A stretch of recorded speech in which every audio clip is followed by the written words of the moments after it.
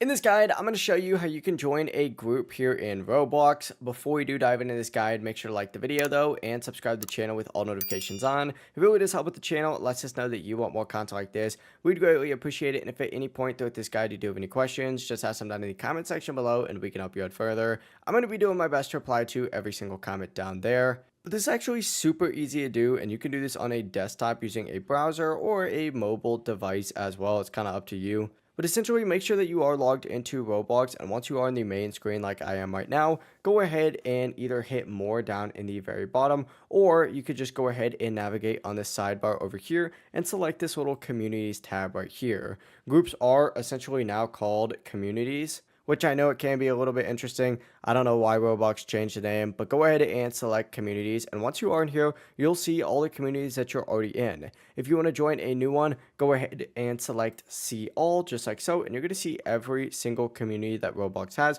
where you can either go ahead and search for a specific one if you want to search for it, or just scroll through here and find something like building and role playing, and essentially just go ahead and select join community.